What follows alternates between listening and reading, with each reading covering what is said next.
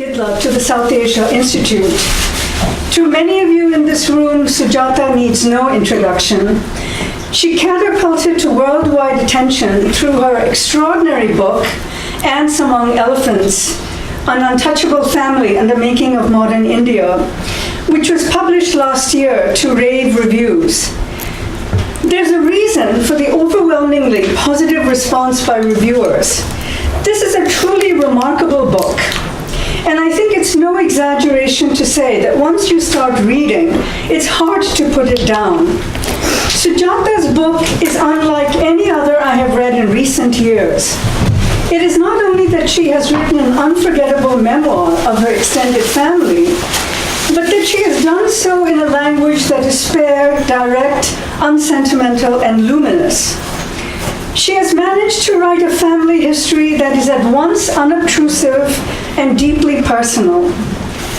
Her maternal uncle Satyam and her mother Manjula are the twin poles around which the book revolves, both referred to by their names throughout this book rather than their relationship to Sujatha.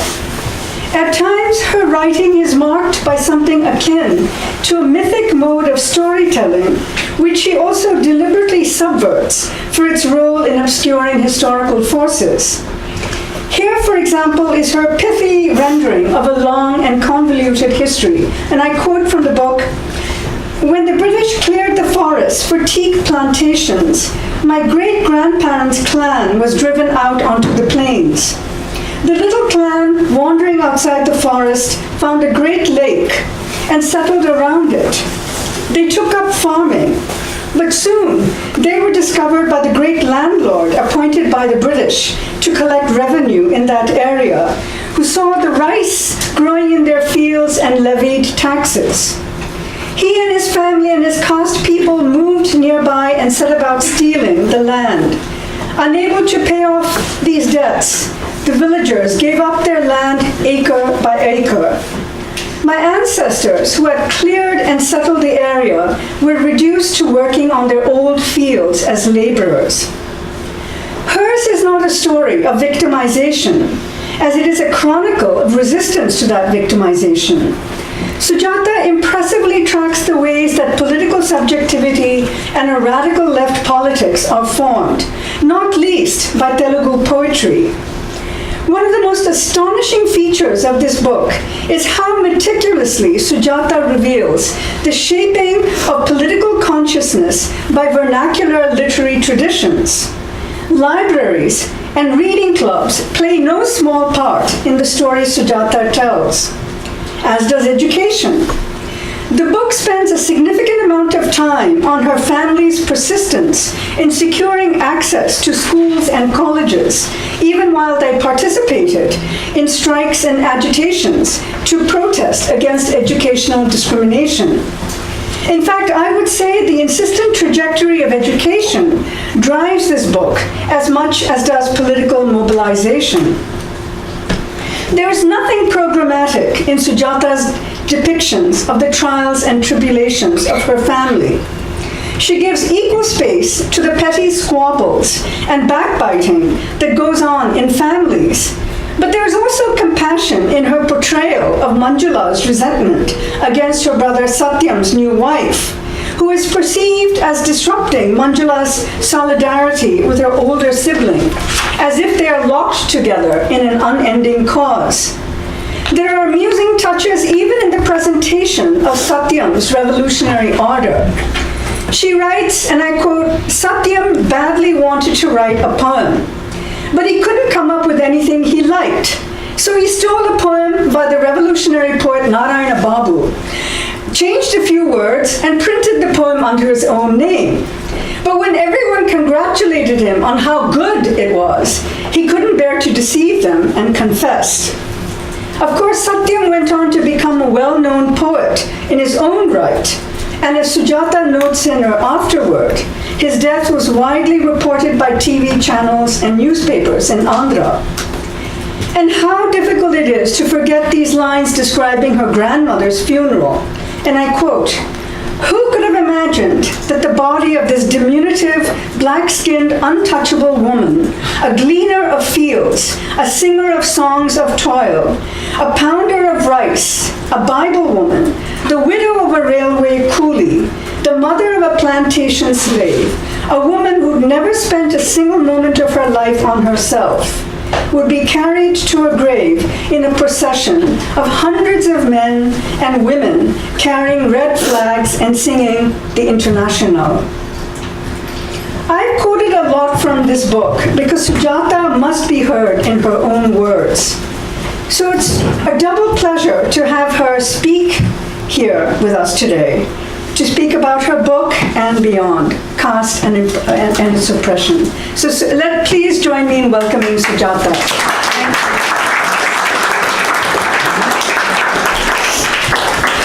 Okay, thank you very much.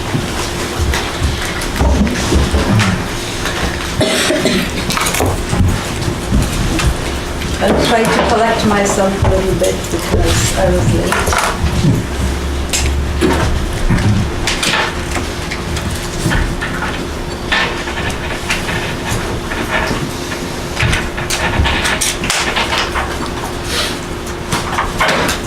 Okay, thank you everybody for coming here.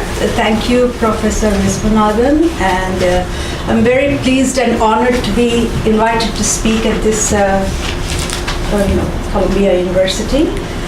And the topic of my talk today is caste oppression in India. What are its material roots and what can be done to it? You know, everybody talks about caste, they suffer so much, there is no redemption and all of that stuff. But I want to give you something more solid as to why caste came into existence in the first place and then why it continues. And I happened to read that newspaper that's being sold outside, Workers' Vanguard. At the back of it, they have a review of the book Ants Among Elephants. And I think that I did learn something from that newspaper. So, caste oppression in India, what are its material roots and what can be done to end it? I will start by describing to you an incident that occurred in March this year in a village in Karnataka. A 20-year-old girl named Sushma went missing, and rumors were spread that she'd been murdered. And the rumors happened to reach a low-level police constable, and he took it upon himself to report it to the police. Otherwise, nobody was reporting it. So when the police went to question Sushma's parents, the father confirmed that she was dead, and he proceeded to explain how it happened. Sushma came home to visit, and her mother gave her a glass of orange juice after dinner. And Sushma said it tasted funny. That was because it was laced with pesticide. So when Sushma refused to drink that orange juice, his father restrained her while her mother and an uncle that was present there pinched her nostrils to force open her mouth and pour the juice down her throat, making sure she swallowed it. So, and then he goes on to say to the police proudly how resolute he and the other two had been. You know, our daughter did not die right away, he says. So as she clutched her stomach and writhed in pain for whole 6 hours, the three of them watched her, and when finally she was dead, they carried her body outside and set it on fire. So parents killing their own children it seems unnatural in the West. And parents killing their own children and feeling proud about it is unheard of here. But Sushma's father was not afraid of what his friends or relatives or neighbors would think of him if they came to know what he had done to his daughter. In fact, he was only afraid of the disapproval he would face if he had let her live. So, because in his community's eyes, he was not the criminal. Sushma was, his daughter was. And the murder did not bring dishonor to the family. Instead, it removed the dishonor that Sushma brought to it by what she had done. So the question is, what did she do? She fell in love with a man that did not belong to her caste. In fact, he was an outcast and untouchable. So her parents on 2 previous occasions tried to reason with her. And on the 3rd occasion, when she refused to listen to their pleas, they were ready with a plan to poison her. Because if they allowed Sushma to marry her untouchable boyfriend, her 2 younger sisters would never find husbands. And the dishonor would spread to the entire village and to all their caste fellows throughout the region. So it was better to kill her and face criminal prosecution than to allow her to live and bring shame on all of them. So the crimes like these are called honor killings. And in India, caste is almost always a factor. The United Nations estimates that every year, on an average, 1,000 such crimes occur. And there are many more go unreported. Like in Sushma's case, only the policeman went and reported. Otherwise, nobody in the village was willing to, talk about it.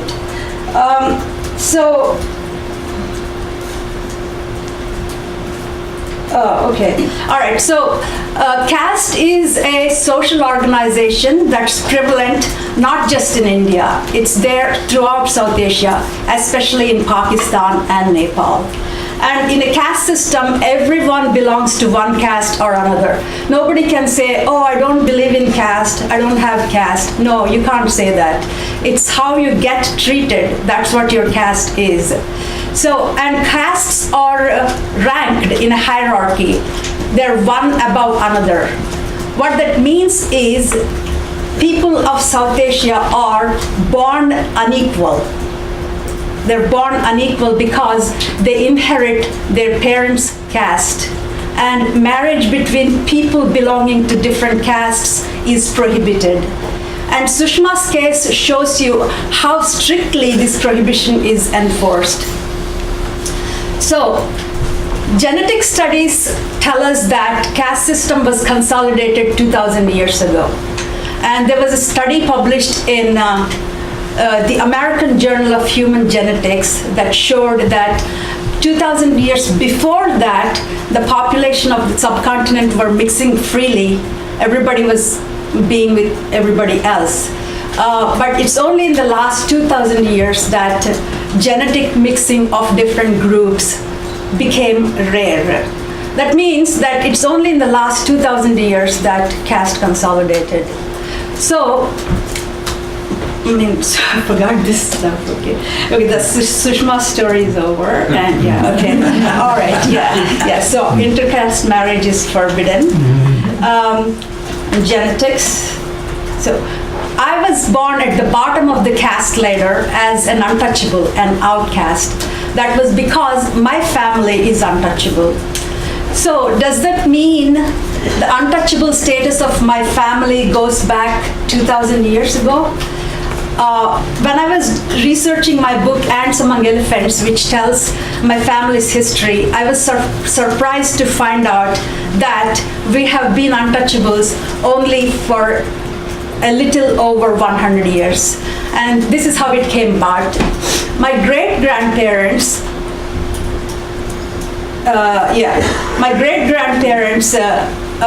were part of a small nomadic clan. They lived in the forest and survived by hunting and gathering.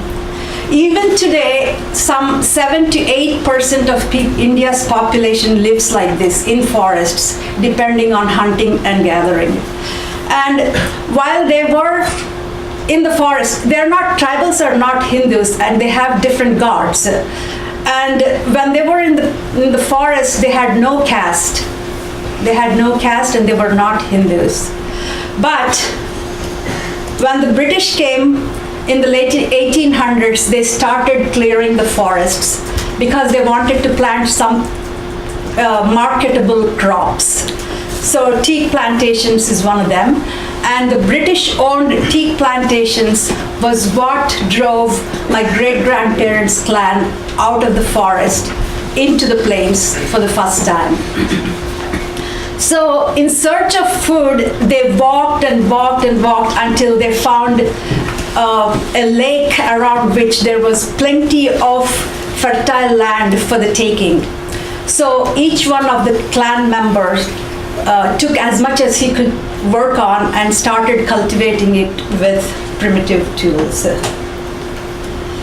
But one day, a caste Hindu man, a plains man, chanced upon their small settlement, and he saw the fertile land and how it was improved by the clan. And he and his relatives got together and they decided that they would steal it. My folks, being illiterate savages, they were easily ripped off by the civilized people. So by and by, through offering small amounts of loans that the tribals could not pay back, and through outright violence, all the land in that village was appropriated by the caste Hindus. And my folks, my great-grandfather's generation, they ended up being landless and became agricultural laborers on the very land they settled themselves. So now they're part of the caste society and they have to be assigned a caste. Which caste to assign them and on what basis? So if you look at, I come from Andhra, and if you look at the names of castes in Andhra, they're just same as names of different occupations. For example, there is a middle caste in Andhra. It's called Kummari. It simply translates to potters. And there's another one called Vadrangi, which means just carpenter. And we all know that Brahmins who occupy the highest ritual status, they work as priests.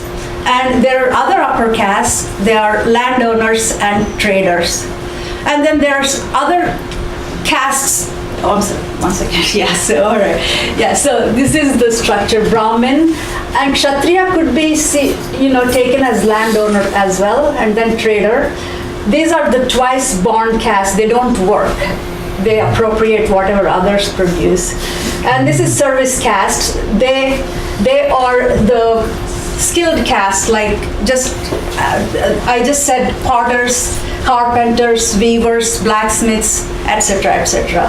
And underneath it are outcasts. They're unskilled manual laborers.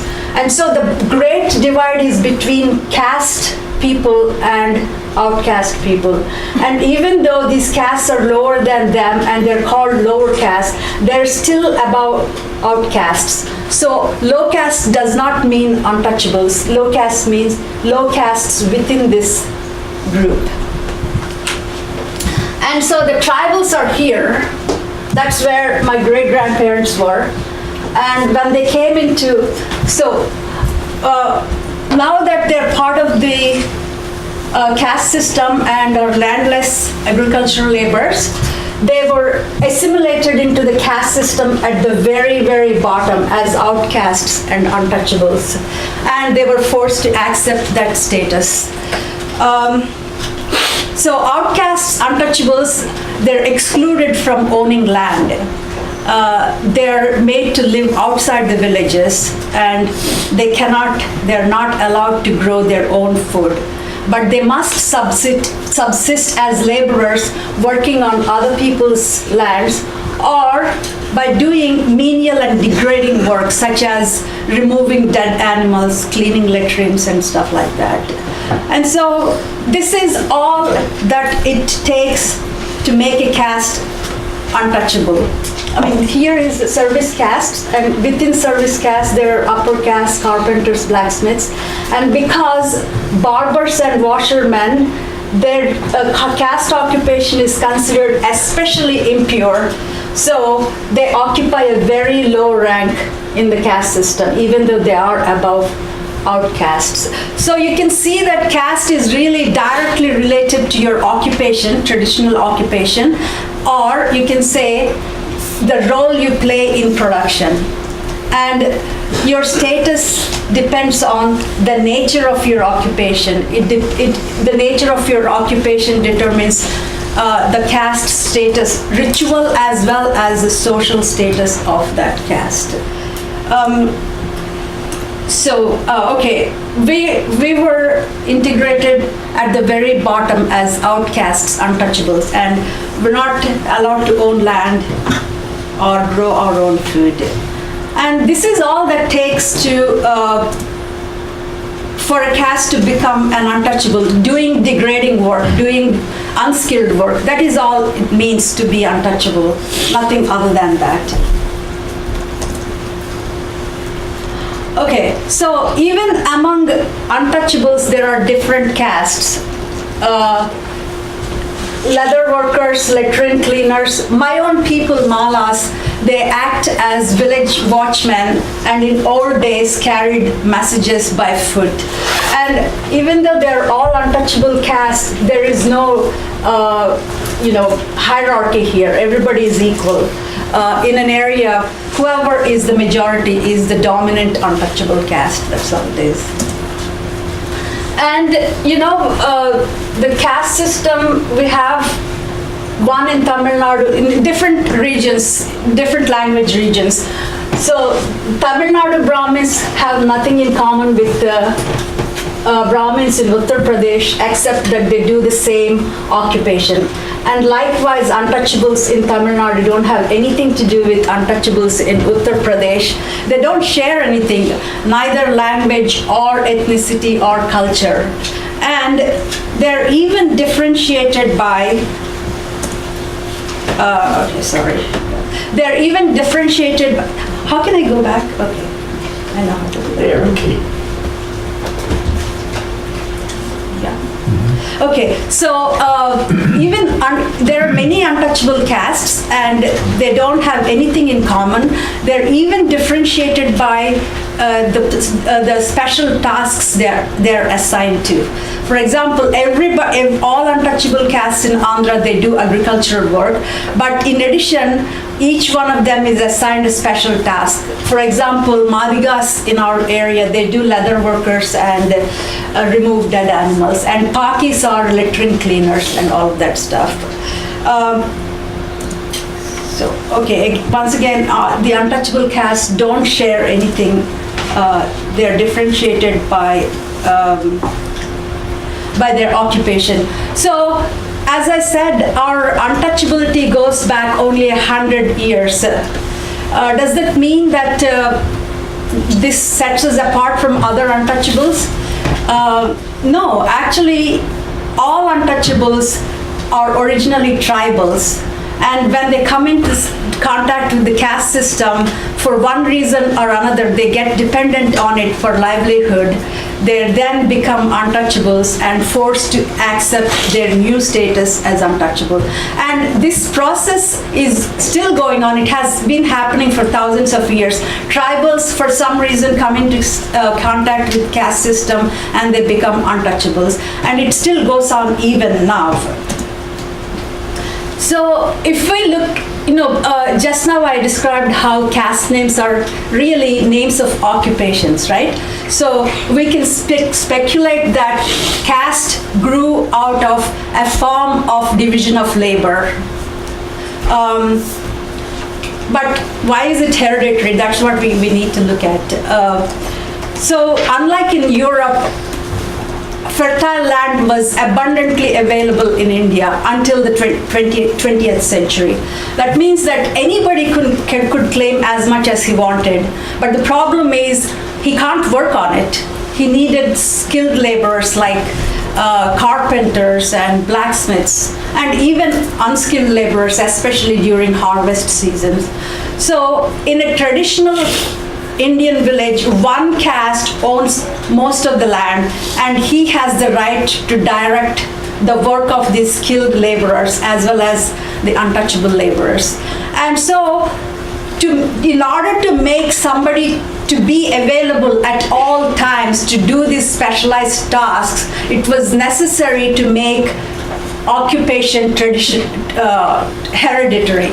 Like for example, if if it is not like that, if the occupation is not hereditary, what happens is the village carpenter might decide to go off and work on his own land and be unavailable to keep other people's plows in repair.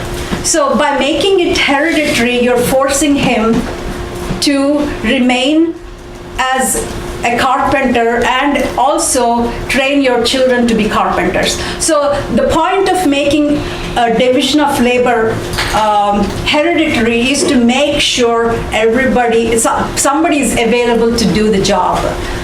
Because as I said, land was plentiful and anybody can go off and get some land and become landowner. But why would they stay in that job? Because all these castes received a customary share in the harvest for their work. So all these castes had an interest in maintaining the caste system and making sure their own members followed caste law. So this is a very viable system, it seems, in old traditional Indian agricultural setup. But in 20th century, capitalism took root in India and spread to villages, and goods that used to be made in villages or by artisanal castes are now being made in factories. And people are paid in wages, they work for wages, they're not working anymore for a share in the harvest.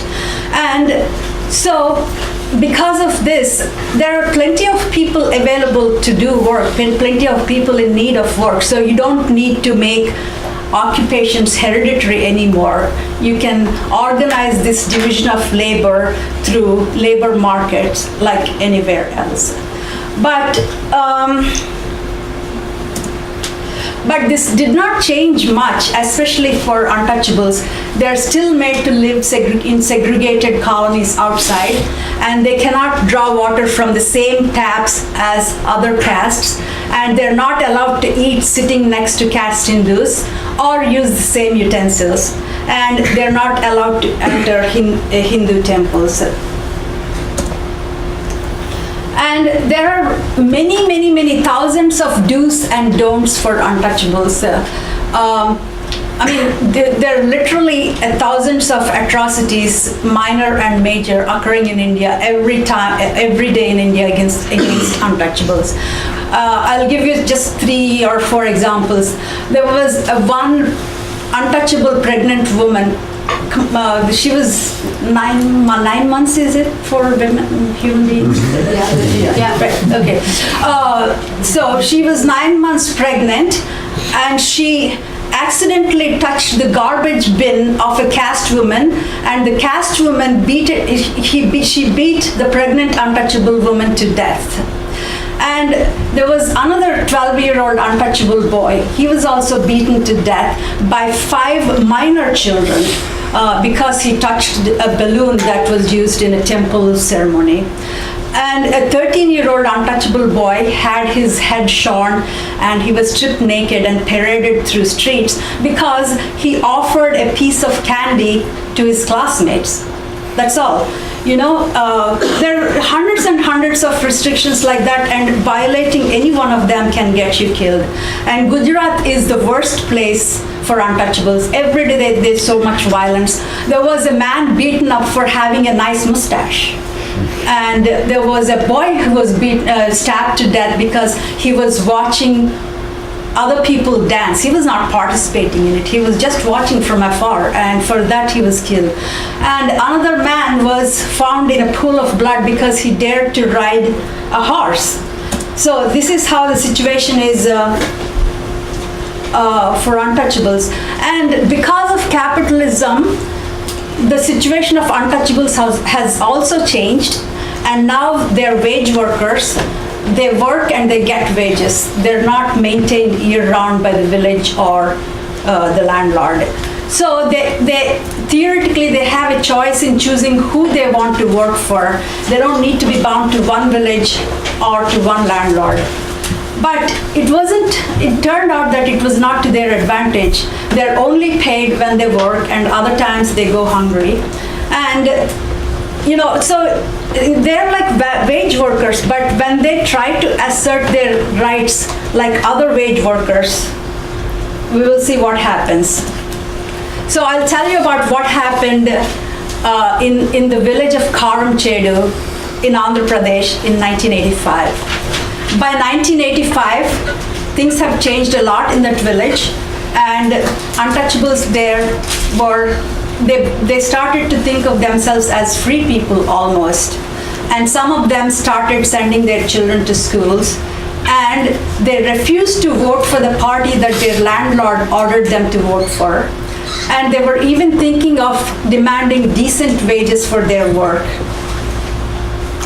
And one day, the landlord's thugs came after a digging caste man because he was trying to organize agricultural laborers in the area. And so he fled and took refuge in the untouchable colony. And the landlord's thugs came and asked the untouchables, hand him over. And they refused to do so because the thugs were going to kill him. And finally, when an untouchable girl objected to a man of landowning caste cleaning his dirty buffaloes in the untouchable drinking pond, that was the last straw for the landed castes in that village. So they decided to teach a lesson to the untouchables. Violence against untouchables is as old as the caste system, but the violence that was unleashed in Karamchedu at that time was unheard of before. It was an all-out caste war declared by the dominant castes against the untouchables of that village. 2,000 dominant caste men armed with axes, spears, and all kinds of things. They rode up on motorcycles and tractors, and they surrounded the untouchable colony of 450 people. And the intention was to wipe them all out. Previously, they would punish or kill one or two errant untouchables, but this is different. They wanted to wipe out all of the untouchables in that area. And many of them managed to flee by foot and to a nearby city, and they never came back. But 11 people were murdered, and their bodies were hacked to pieces with axes and mutilated with spears. And this deliberate brutality is intentional. It is intended to send a message to untouchables what happens if they forget their place. By the way, nobody was punished in that massacre because the people who organized the massacres were related to the chief minister of the state. In 1985, I was in college when the news of the massacre came, and I remember very well how shocking it was. But now, Karamchedu was followed by many such mass murders of untouchables. Whole colonies were burned down, things like that happen. And this is such a common news now. I mean, this happens especially in Andhra, Tamil Nadu, Uttar Pradesh, and Haryana. And they have become so common that many of them don't even make it to the newspapers,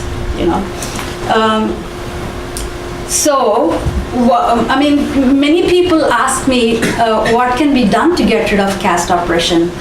And this idea of seeking solutions to the problem of untouchability goes back 100 years. It goes back to the time when the British were ruling India. And there was a time when the British decided to allow Indian representatives, but it was going to be based on religion. Hindus will elect their own Hindu representatives, and Muslims would elect their own Muslim representatives. So, and the number of representatives each religious group got was proportional to their strength in the population. And Muslims were a bit, fewer than Hindus. So they came up with this strange question. Should untouchables who are socially and religiously excluded by caste Hindus, should they be counted as Hindus? The Muslims claim that they cannot be counted as Hindus because they are excluded by yourself. So in 1932, there was a proposal to give untouchables a separate electorate to elect their own representatives. But I think that by now everybody came to know the true colors of Gandhi. If you didn't know, he was a racist and a caste bigot. So Gandhi put a kibosh on this plan of giving a separate electorate for untouchables, because he thought that if Muslims and untouchables got together, Hindus would lose domination. So instead, he came up with this idea of improving the situation of untouchables within the Hindu community. The first thing he did was to call on caste Hindus to stop using the word achut. Achut in Hindi means untouchable. Instead, he gave them a nice name, Harijan, which means children of God. And then he also told caste Hindus, don't treat untouchables with contempt. They have their work, you have yours, he preached. And, all types of work deserve, respect. After all, when you were a baby, your mother cleaned up after yourself, things. He didn't say that, why should these people be confined to these degrading jobs. He didn't say that, like, they will continue to do these jobs, but we must, treat them with respect. And he also led a campaign to get Hindus to allow untouchables inside the Hindu temples. And this is a purely religious goal, and it never went anywhere.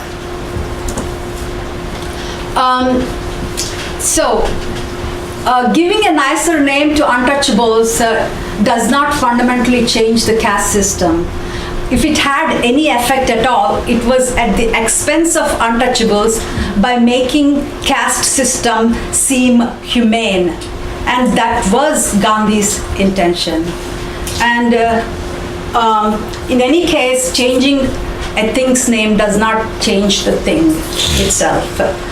And nowadays, the Indian press uses the word Dalit instead of untouchable. Dalit means crushed, oppressed, and broken. And it's like the politically correct term to use. It's like using African American instead of black or Negro.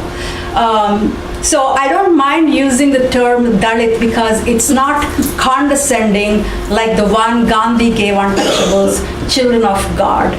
But what happens with these names is that they lose their original meaning and become simply synonyms for untouchable. You can insult by calling somebody, you child of God, because it means now child of God means an untouchable. And so nobody uses that word, child of God to refer to anything else but to untouchables, and that was Gandhi's plan. So a more sincere reformer than Gandhi was B.R. Ambedkar. He was an untouchable himself. Thanks to a liberal prince in Maharashtra, Ambedkar received elite education, including this very Columbia University. And, he was different from Gandhi, being an untouchable. So he sincerely wanted to find out what makes some people untouchable. So he asked himself, why do untouchables get treated as untouchable by caste Hindus?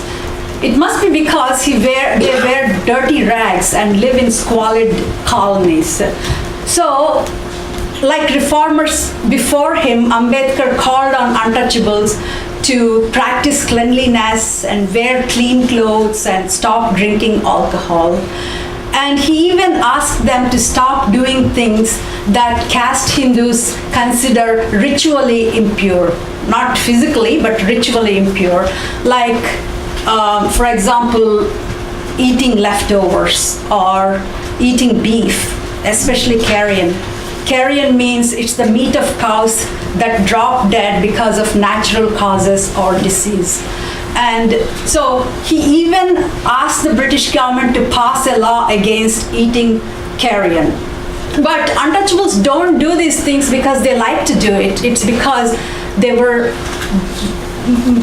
by economics, they're forced to do these things.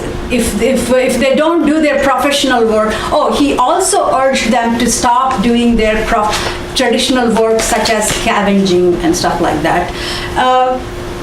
I mean, that's all well and nice, but without those jobs, they don't have anything else. And without carrion, they don't have anything to eat. They will starve to death. But even if untouchables who can afford to not to do these things, if they stop doing these things, they are forced anyway by caste Hindus. For example, if someone says, I don't want to clean latrines anymore because I have a different kind of job, he will be subject to violence or social boycott. And if somebody makes himself look respectable, he can get attacked by caste Hindus.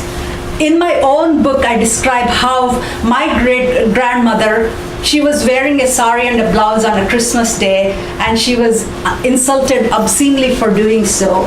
And a deadly riot broke out in her village because of that. And even my uncle, the next generation, when he was visiting the countryside as a young boy, he was wearing knickers, and as an untouchable, he's supposed to wear loincloth. And because of that, he was beaten up also. And I've said how these things keep on going all the time.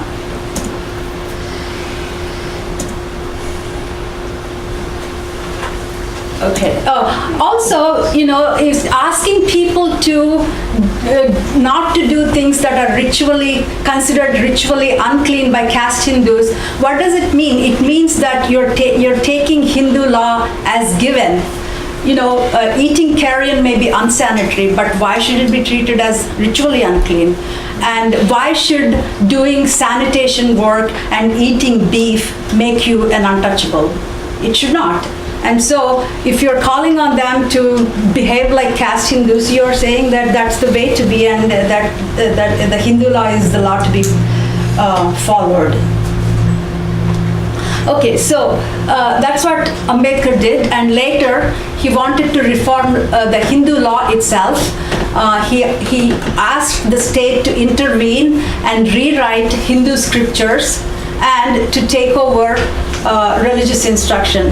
But it's your beliefs, and people cannot change their beliefs by force, by some government decree. And also, caste does not require religious sanction. It will go on even without such sanction.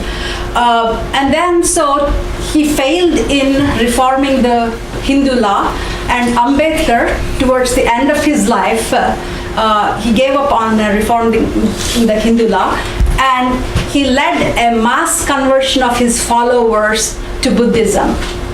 Again, it's not your beliefs, it's your birth that determines how you get treated under the caste system. If a Hindu untouchable man becomes a Muslim or a Buddhist or a Christianity, he still remains an untouchable. It's as simple as that. And even Christians and Muslims in South Asia practice casteism. Recently, there's a news about Asia Bibi in Pakistan. She was tried for blasphemy, and her lawyer had to flee the country. Yes, there is untouchability even in Pakistan, which is a Muslim country, and there is untouchability practiced by Christians in Kerala, who are high caste Christians. So Ambedkar's reforms relied on self-help or state intervention. So when he was not telling untouchables to change their own behavior, he was asking the government to protect their rights. And he succeeded in it. He succeeded in getting the government to pass laws. Now, according to Indian Constitution, untouchability is a punishable offense. And this act targets to eradicate the practice of untouchability. And this act is still in effect, but the problem is it never gets enforced, ever. It hardly ever gets enforced. So these failed, and maybe the problem is political. So Ambedkar supported the idea of separate electorates for untouchables to elect their own representatives. And again, Gandhi threatened to fast unto death to prevent it because he wanted untouchables to be in the Hindu fold. So Ambedkar had to back down, because if Gandhi died of fast, then people would hold him responsible for his death. But he failed in getting a separate electorate for untouchables. But 25 years ago, a new reform, a nationwide reform was passed, and untouchables were given reserved seats on village councils. So untouchables now, wherever they are majority, they can become the head of village councils. But this measure, the result of this measure is predictable. Everywhere the heads of villages, untouchable heads of villages, are under the thumbs of the local landlords. And if a caste Hindu man goes to the village head's office, he sits on the chair and the village head sits on the floor. And I can give you one real life example. It's a village, Garagaparru in Andhra Pradesh. The untouchables there put together some money and they wanted to install Ambedkar statue. Ambedkar is a symbol of Dalit pride, and everywhere they have, statues of Ambedkars in untouchable colonies. I think there's one in Colombia somewhere, yeah? It's in the libraries. Yeah, all right. So anyway, so they wanted to install a statue of Ambedkar, and in response, the landed castes organized what is called social boycott. Social boycott means that you are socially and economically completely isolated. It's like asphyxiating someone. So no one, Dalits rely on daily wage work, and no one was allowed to hire them. And if anybody hires them, they were fined 10,000 rupees. And no one was even allowed to talk to them. If they are seen talking to an untouchable in that village, they were fined 1,000 rupees. So because of this, the untouchables in that village, Garagaparru, they were left without work, left without food to eat, and without medical care. A doctor who dared to treat one of the sick untouchable children, he lost lease on the building where he had his practice. And the untouchables' children were not allowed in schools. And so 1,200 people, 1,200 untouchables were trapped in this desperate situation for over 2 months. And so you may think, village, they're very backward, countryside is very backward, so you can expect these kind of things happen here, but it may be different in a statewide office. Uttar Pradesh is one of the most populous states in India, and 20% untouchables make up more than 20% of Uttar Pradesh's population. And over the past 25 years, an untouchable woman, Mayawati, has served 4 separate terms as the state's chief minister. It's a very powerful position. It's like governor here. So under Mayawati's rule, the government continued to bulldoze impoverished settlements of the untouchables, and they employ untouchables as cooks in government schools to prepare midday meal. And whenever parents complain that their children had to eat this midday meal prepared by untouchables, the government simply fired them. And so this happened under Mayawati, an untouchable woman's rule. So you can see all the reforms, like converting to different religion and political seats, nothing is working. And Ambedkar also thought of giving untouchables a chance to get an education. So, like affirmative action, reservations in India, 15% of seats in all government-funded colleges are reserved for untouchables. And this is written into Constitution, it's not a small thing. But these 15% seats hardly ever get filled because many untouchable families, they cannot spare, they cannot afford to lose an earning member, a working member to school. And even if somebody somehow sacrifices the kid to go to school, the administration, the teachers, everybody finds 1,000 different excuses to exclude untouchable candidates getting into the school. And even if you somehow get into the school, there is no guarantee you would come out of it alive. Instead, not just graduate, you're not sure that you would come out of it alive. Take, for example, the famous case of Rohit Vemula, an untouchable PhD student at the Central University of Hyderabad. He and 4 of his untouchable classmates were kicked out of student housing and had their stipends withheld for months by the administration. And so the 5 of them were living on the roadside under makeshift shelters. And finally, Rohit, he hanged himself in a friend's dorm room, leaving behind a note which said, "My birth is my fatal accident." That's what he said. Because caste is through your birth. My birth is my fatal accident. That's what he said. And in that one institution, Central University of Hyderabad, every year, one untouchable student kills himself. In the past 10 years, 9 untouchable students killed themselves, unable to put up with harassment by the faculty, by the administration, by the classmates. So you can see now we have, okay, everybody says education will liberate you, emancipate you, but you can't even get to that education in this system. So what accounts for the resilience of caste? Why does it still survive? Why does it not wither away? Old village-based agriculture is gone. Now we have modern capitalism, and still it goes on. And all the reforms have failed. In the countryside, untouchables do the most unskilled work, and they're paid only wages. I'm sorry, one second.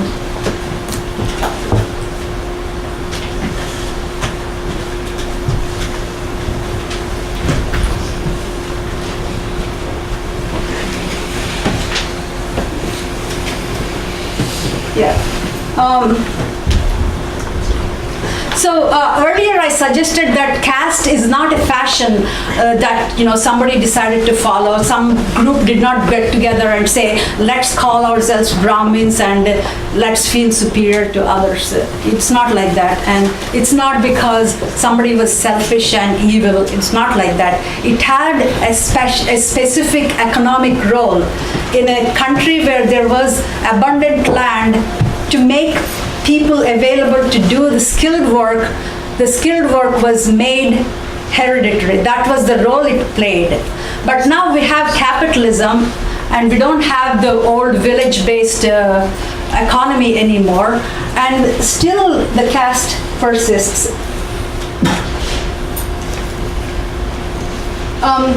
So now you have to ask why untouchables even now are treated this way. What is the economic function of caste now? Whose interest does it serve?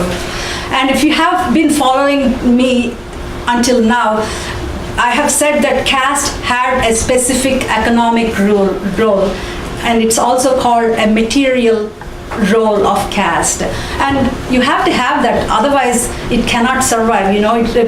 fashions don't survive, and people's ideas of hatred and prejudice, they cannot take root unless there is an economic reason. Like here in America, blacks and whites. So I can give you two examples of the economic reasons why caste still persists. One is scarcity, and the second one is exploitation. Scarcity, under capitalism, scarcity is a fact of life. There is scarcity even in the richest countries, like in America. And it's 10,000 times worse in poor countries like India. So when there is scarcity, people are driven to compete for the limited resources. And those who have something, they strive to protect it at any cost. And those who don't have anything, they aspire to get something, or at least to survive. So it's a competition for limited resources. And in a struggle like this, membership in a larger group with common interests, like a family, is an advantage. In a family, if something happens to you, other people will come to your rescue. So caste is like an extended family, and like family, it regulates the behavior of its members and also defends their shared economic interests. So,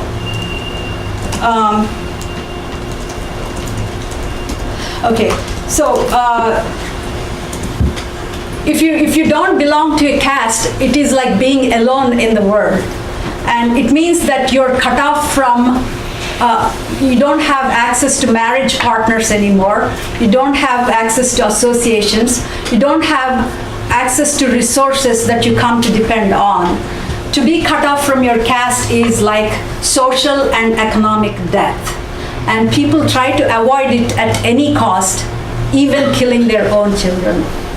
So you can see how Sushma's murder by her own father was not driven, it's not an irrational act. It was not driven purely by prejudice and hatred. It was driven by a desire for the well-being of the family as a whole. I mean, if you allow Sushma to marry, then the rest of the family is ruined. So he sacrificed one member for the sake of the rest of the family. And Sushma belonged to a landowning caste. And marriages in India are not like here. They're not intended for two people in love so that they can live together. Marriages in India are arranged as business and property transactions between two families. And if you look at the data on honor killings, they happen solely when a high caste girl marries a low caste man. It doesn't happen otherwise. If a high caste man marries a low caste woman, there won't be honor killings. Honor killings are only there when a high caste girl marries a low caste man. That's because the property through the girl is passing out of the caste into the low caste. And it has to be stopped at any cost. And if the family doesn't take care of it, the whole family will be shunned by the caste. So scarcity, you know how it makes caste a necessity to survive. And that we have seen how caste serves the interests of the richer castes to keep their property protected. But ironically, even low caste untouchables are interested in maintaining their separate caste identity. And you would think, why? Why would they want to be known as untouchables, It's because, again, scarcity. Like the village I was describing where the people were subjected to social boycott, it was one untouchable caste, Mala caste, that was subjected to boycott. And so the other untouchable castes had more work to do, and they benefited from the social boycott of these people. So they tried to maintain their own social, caste identity. And one more thing is that there are very, very degrading jobs in untouchables, like cleaning latrines with your bare hands. and nothing can get more degrading than that. But even those people stick to their caste identity because there is unemployment and scarcity, and this job by tradition is theirs, and they want to keep a hold on that because otherwise they go out and they face unemployment and possibly starvation. So they, by their own choice, stick to these degrading jobs. That is what scarcity does, and that is how, caste is a result of scarcity in India. And exploitation, in the old days, the landowners exploited the serfs, and it's replaced by capitalism. And under capitalism, again, exploitation continues in a new form for a new class of people, the capitalists exploiting the workers. So in the countryside, there is, as I said, there are plenty of people looking for work, and if you give them high enough wages, they're willing to work. You don't need to make occupation hereditary anymore. There are plenty of people wanting to do stuff, but raising wages is the last thing that the new capitalist landlord class wants to do in India. They want to use caste to cheapen the labor to maximize their profits. You can say, oh, you're traditionally untouchable, you have to do this stuff, and you have to do it for pittance. And that's how they use caste. They don't want to employ other caste members because they may ask for higher wages. And so they use caste to cheapen labor and maximize their profits, and also paying them as little as possible and squeezing out of them the most work. That's what the new capitalist class in India does. And the more isolated and desperate and vulnerable these untouchable workers are, the less they're in a position to demand, better wages. That's how caste serves the interests of the new capitalist landlords in the countryside in India, and it serves even in the urban areas the factory owners. In urban areas, people of all castes work together in factories, but to keep them divided by caste is profitable for the factory owners. How? It's the same as how it works in America, the black people. They're the last hired and first fired. So what caste does in factories is that it keeps workers divided, and the owners discourage them from getting together to stand up for their own interests. There was a strike in 1928, textile mill workers strike in Bombay, and it serves as an object lesson what caste divisions can do to working class struggles. This was a huge strike in colonial India. It threatened to, do something bad. So, but then the untouchable workers refused to join the strike because they were being harassed and discriminated and looked down upon by their own co-workers, the caste Hindu co-workers. So they said, oh, you're going on strike, why should we come and support you? You didn't treat us well. So because the untouchable workers scabbed on the strike, the historic strike failed. So the textile mill workers and the colonial officials benefited and they were saved, and the working class suffered a crushing blow. So this is the economic basis of caste, perpetuating caste in urban areas. So is there no way to get rid of caste then? No. As I explained, the reasons are scarcity and exploitation, and the solution must be to get rid of scarcity and exploitation. And scarcity and exploitation, they do not affect just untouchables. they affect great majority of caste Hindus also. And no, not all Brahmins are in high positions, have high education. Growing up, I've seen many poor Brahmins, even poorer than us. And not all Baniyas are wealthy merchants. It's only a very small percentage of even higher castes that benefit from maintaining the caste system. And so, if you're here and were expecting me to give a specific solution, such as a particular law to be passed to get rid of untouchability, you may be disappointed with this conclusion. But the others might be inspired to know, to realize that fighting caste is not just for the sake of untouchables, but for the great majority of Indians. So the struggle against caste should be part of a bigger movement for social change. And so people, different kinds of people all throughout South Asia, Muslims, Hindus, everybody, and even people here have an interest in bringing about such a social change for a freer and more equal society. Only when property ceases to be concentrated in the hands of a few will untouchables and women also be free. You have to understand that caste system collapses without controlling women's sexuality.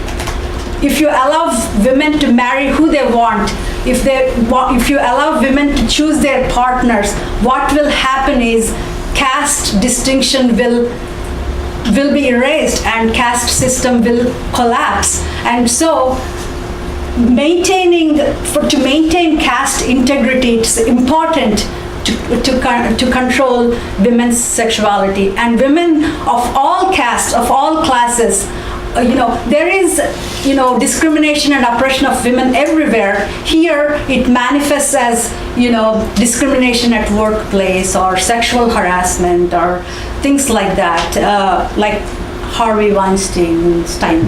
But in India it's different. You get killed. As I said in Sushma's case, her own parents poisoned her and burnt her. Why is there such extra oppression of women in India? What accounts for such extra oppression of women in India? It's the caste. Because if you allow women to marry anybody that they want, caste will collapse. Caste system is based entirely on the control of women's sexuality. So women of all class and of all castes have an interest in overthrowing caste system. It is not out of pity for untouchables that you would do it, because for your own freedom, for your own welfare, you would do that. And that should be inspiring. That's all.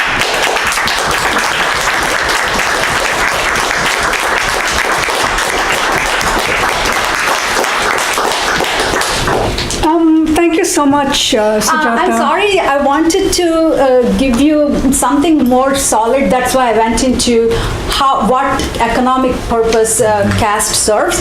But if you're interested in asking me about my book or other juicy stuff, you can ask me. So since Sujatha herself has invited a juicy conversation, I'd like to open our discussion with any questions, comments, responses. With so many new types of occupations in high-tech economy, people like computer programmers, cable TV installers, cell phone store operators, do those tend to be filled by some particular tasks? Those are all, there's no rule that, untouchables cannot have those jobs or businesses, but unofficially they're excluded. For example, business loans, if you're an untouchable, they just deny business loans. And if you're a student, want to go abroad and need a student loan, they're not given to untouchables. So, that's how it, again, scarcity. If there are very few things, then, let's use caste card and exclude them from competition with us.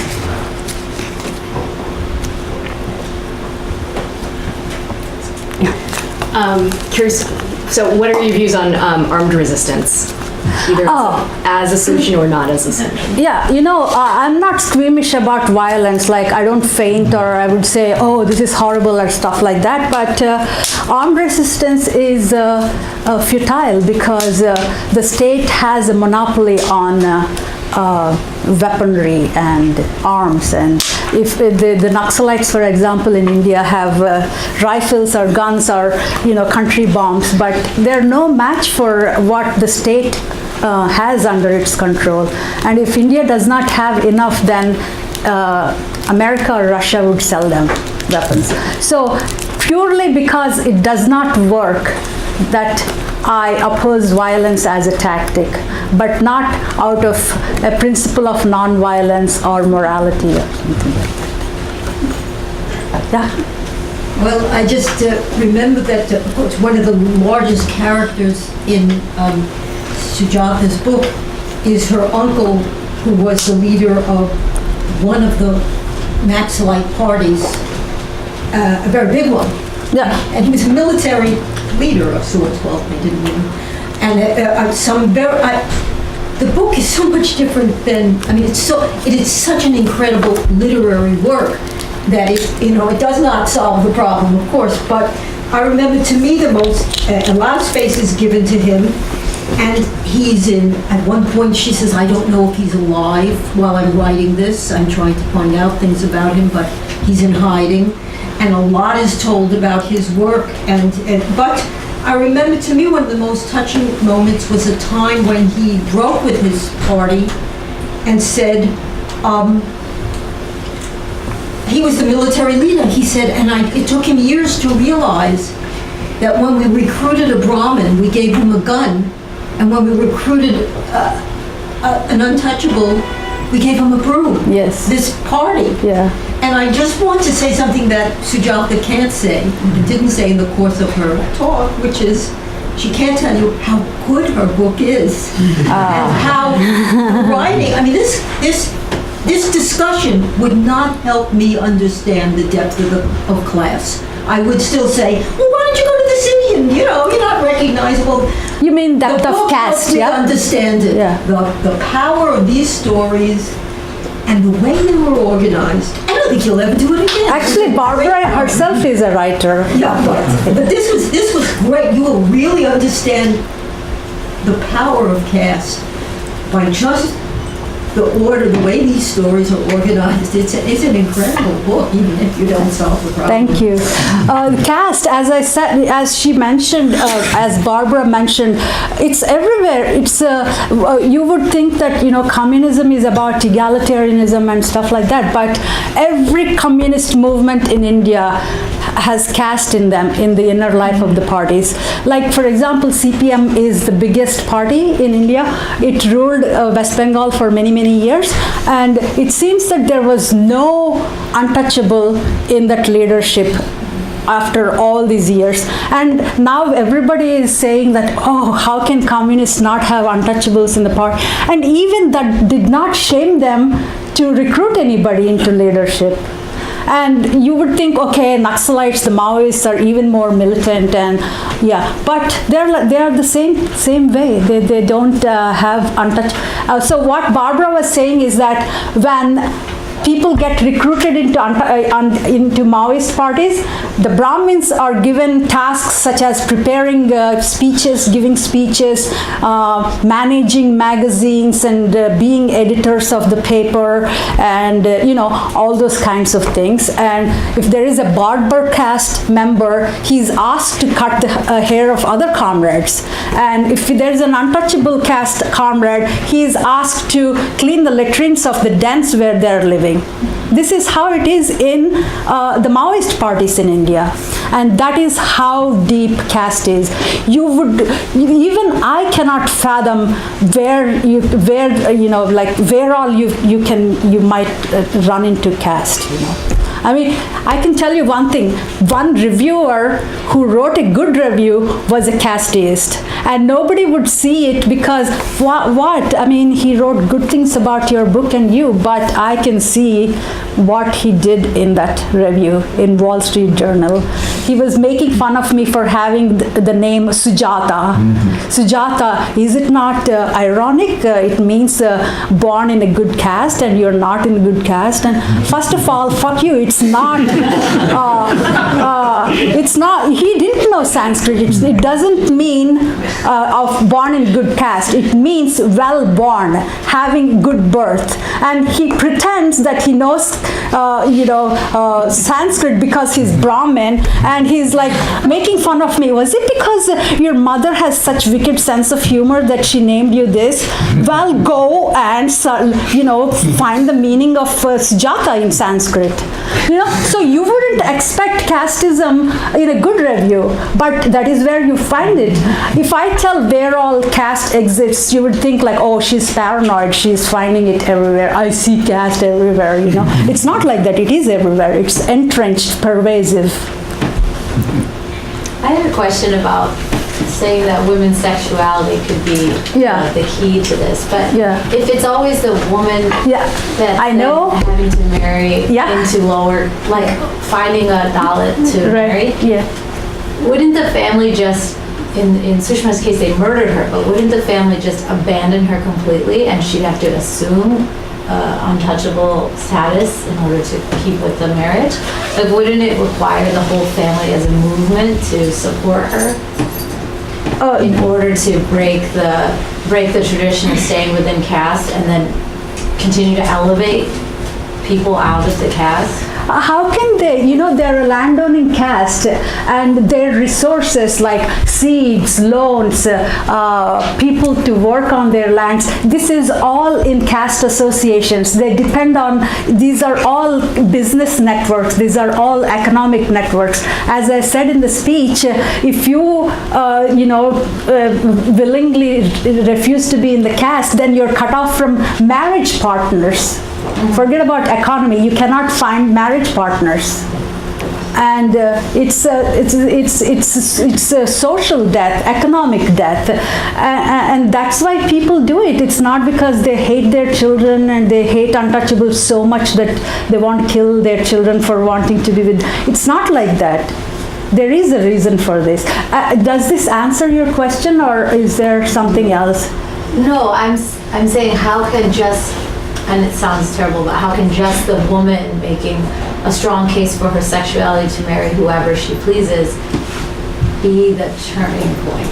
Because it sounds like the worst case scenario is she'll be murdered, and the other solution would maybe they just throw her out of the house. If they throw her out of the house, then at some point they may think that, she's our daughter and let her in and have some dealings, or else the daughter may sue for a portion in the property. All of these things happen. It's better to just wipe that, take that out instead of, dealing half, whatever. It's looking the other way. And there's also should be a question why it doesn't happen when high caste men marry low caste women. It's because patriarchy. Because if a man marries a low caste woman, it's still the property line is through him to the person, the child born to that woman. And then again, when he marries her, he has to make sure that she's not sleeping around, because he wants to make sure that it is his son that the property is being passed down to. Can I ask you a question about Gandhi and Ambedkar? I mean, I think you were very clear in this talk and also in the book about where you stand on Gandhi. In the book, I felt that there was actually some ambivalence that you had about Ambedkarite politics. It wasn't, I think you were a little more reticent in the talk. But can you say something about how you would place Ambedkar and Ambedkarite politics in light of left politics. As I said, Ambedkar, his reforms were two-pronged, telling untouchables to change their own ways, and then asking the state to intervene on their behalf. And both of them failed. The first one failed because they're economically not in a position to take his advice, or even if they take his advice, they were forced to do those things by upper caste Hindus. And state intervention did not help because, like for example, in that mass murder, the chief minister was N.T. Ramarao. His daughter married the son of the man who organized the massacre. And so there is I'm sorry, I think I lost track of it. Yeah. Anyway, so what I'm saying is that the economic structure of India is responsible for persistence of caste, not the government. And so government, it can pass any laws it wants to, but they don't get, in India there are literally thousands of laws against untouchability, and none of them ever get enforced. And even in Mayawati's case, it's the government. The government is there to administer the existing social system, not to change the social system. So as long as the social system remains intact, no government can change it, and no government laws can change it. And that is the limitation of Ambedkar's ideology. So you don't think the mass conversions to Buddhism were really a significant response? No, because my family converted to Christianity when missionaries came, and we thought that, we are now Christians, so we cannot be untouchables, but we are still untouchables. And even in my generation, we had to live in untouchable colonies, not in other places. So now what happens is Christian means now it's synonymous with Dalit, with untouchable. And same thing with Buddhism. When people took Buddhism because of Ambedkar, if you say you're a Buddhist, then it means that you're an untouchable. That's all it means. So religion has nothing to do with your caste, how you get treated. It's your birth. Where were you born in the caste system? That was what it is. And I don't think he ever realized that untouchable, Ambedkar, sorry. Yes. Ambedkar refers to Hindu sickness, and that's what is failing untouchables, women, lower caste. So if you could reflect a bit on not the failure of Ambedkarite politics, but the consistent Hindu sickness that is responsible for mass killings, atrocities against Dalits, untouchables.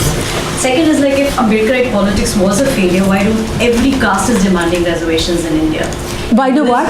Every caste literally is demanding for reservations in India. Secondly, if Buddhism was a failure, there are untouchables in Gujarat are converting to Buddhism. In Uttar Pradesh, Buddhism is now as neo-Buddhist identity is kind of an assertive identity that is just not an escape, but a critique of Hindu life. So how do you well, first of all, it's not Hinduism that produced caste. Caste produced Hinduism. And in old days, Hinduism provided a religious prop for caste system, which is a social system. Caste is a social system. It's not religious. Hinduism merely provided a religious ideological prop for caste system. So if you say, I disagree with what you said, that Hindu sickness... You also disagree with Ambedkar then? Yes. Who wrote this thesis here in, in the 1960s, exactly. at the Aola conference?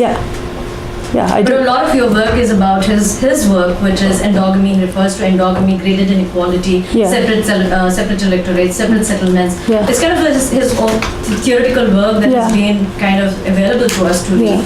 And he constantly says that it's you have the religious sanctification, and that's Hinduism. That's the point. I mean, anybody Marxists also can see that it's a division of labor. I don't think it's a division of laborers. No, it's division of labor. Ambedkar says division I know, of laborers. but it is division of labor. Well, you see, it's I think that, I think it's in Columbia University that Ambedkar proposed a mechanism for caste, how they came about. He thought that one group wanted to separate itself and close itself from others. But, those things, they just don't take root if it does not have economic root. And Ambedkar completely failed to see the economic mechanism of caste. And people are asking for a reservation that doesn't endorse Ambedkarism. How does it endorse Ambedkarism? Because he wanted reservations for untouchables, tribals, and lower caste. But now everybody else wants. But how does it mean that it proved Ambedkar right in having reservations? Excuse me, you mean that higher classes are saying, well, I should have 10% of the... Yes. Oh, yes. Even if they now have more than 10%? Yes. There were riots. Yeah. I mean, if you have reservations to everybody in proportion to their strength in populations, then Brahmins will have only 2% reservations, and now they have 90%, Yeah. I mean, if there is attack on reservations now, and if you are on the side of the untouchables, of the people who are suffering from caste oppression, then you would defend them. Don't destroy reservations. But reservations was not the solution to begin with, why are there reservations? Because there are limited number of seats. And so fundamentally what you need to ask for is, you have to have enough seats for everybody who wants to go to medical school. Why should it not be like that? And it's not like, somebody is too stupid to be a medical student. It's a question of what are they called? Some classes. Remedial classes, yeah. I mean, untouchables, they come, get into colleges to study engineering or anything because of reservations. But when you go to the jobs, they don't perform any differently. What does it show? It shows that you have to give everybody access to education. On that question, can I actually ask you something that I found very intriguing and actually also very difficult to read in your afterward when you talked about when you were arrested and you were jailed for some time and you were tortured in jail. But you also spoke at that. You also wrote that you were seeking access to doing your master's at the time, and then you did actually manage to do your master's after a year. Yes, yeah. And it was just really so striking to see and to read, these two things going on at the same time. One is your imprisonment, your torture, and at the same time your persistence in getting your education. So I actually wanted to hear a little bit more about that, because it seemed to me the very fact that you're here in this room in Knox Hall at Columbia speaking to us is possible because of exactly that second track. And and your book stops at that point. Yeah. And I just wanted to hear a little bit more. What do you mean? Like, meaning what to happened? say, how, you moved from that very difficult time of being imprisoned and being tortured to then continuing your education. Other caste people and other class people may think, we'll study or not study or some choice like that, but we don't have a choice because we don't have property to fall back on. Education is by default what we seek, So that's why I had to continue my degree even under police surveillance and very bad conditions. How did you manage to do that? It was very hard. Nobody would talk to me. In the campus, it was very hot, and I was walking and I was very thirsty, and I stopped at the women's hostel. They said they can't give me water, and people stopped talking to me because they were afraid my association then we'll get them in jail. And I didn't get a place to rent outside the campus, and an old man rented it, but he also wanted to rape me or something, and somehow I escaped. And my father came, and he was very, very, very sick, but he had to be there with me. And the police will come to our house every now and then and make a big show of threatening stuff in front of all the neighbors. And it was very, very, very, very difficult time, and getting out of it was like a huge relief. And then I applied for it. I finished somehow, and then I applied for a job in Indian Institute of Technology, and I got it, and there everybody is planning to go abroad to America and stuff. So because of that atmosphere, I also took GREs and things, and I came here. But my intent was different. Like, I didn't want to come here and get higher education and get a good job, but more intellectual freedom and more freedom as a woman, and less restrictions based on caste and things like that. That was what I was looking for. I don't know if I answered your question, but thank you very much for a very interesting and provocative talk. yeah. So I was struck by your continued insistence on economic rationality Yeah. When talking of caste. Right. But I was also struck by how as this economic rationality becomes a micro-rationality, as it divides members of untouchable castes against one another, how it can be paralyzing. Yeah. And then I looked for what in your talk was suggesting a way forward, and I thought that the way forward in your talk is political action. Yes. Now, the only political action that you talked about is affirmative action. No, it's not a political action, No, it's even- legislative action. Even though you critiqued it, it's political action not in the sense, or at least the way I understand it, not in the sense that it delivers the solution. No, it doesn't deliver the solution. I agree with you completely. But I was looking for more in terms of your thinking on political action. And by way of, again, your critique of Ambedkar, not self-help and not state action, so the middle ground is political action.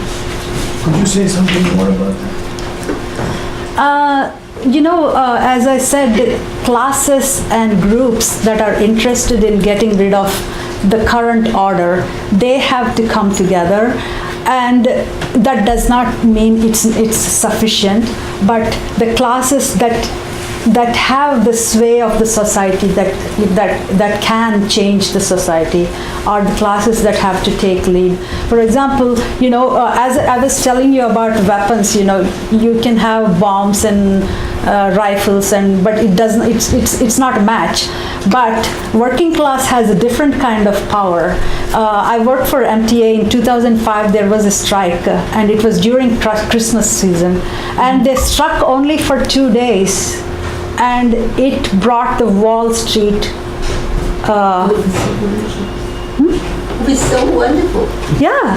Especially, do you all remember how everybody It's like loved the bus drivers? Yeah. They would be turned against the bus drivers, but I don't know about the train drivers, but everybody loved the bus drivers. Yeah. Even though they were striking. In East New York, people came out with water bottles and food for the striking MTA workers, and it was very scary for the MTA bosses, because what can they do if we stop working? Can they put guns to our head and make us work? No. Yeah, strikes do get beaten. Yeah, I mean, they do get beaten, but the thing is that that's the kind of power you have to have, not weapons, not masses of people, but crucial power. It's, like, I'm reminded of this scene in Riders of the Last Ark, like this guy is like, and stuff, and this guy comes and he like shoots her to death, right? Yeah. So it's like all this activism and all this is like big hangama, but workers withholding work is crucial to change society. And I didn't want to sound so communistic in the speech. That's why I didn't say, but because you put me in a fixed spot, I have to say this. Well, on that note, I think we do have to end, but we have a reception next door, and we can continue the conversation. I love talking. Thank you so much.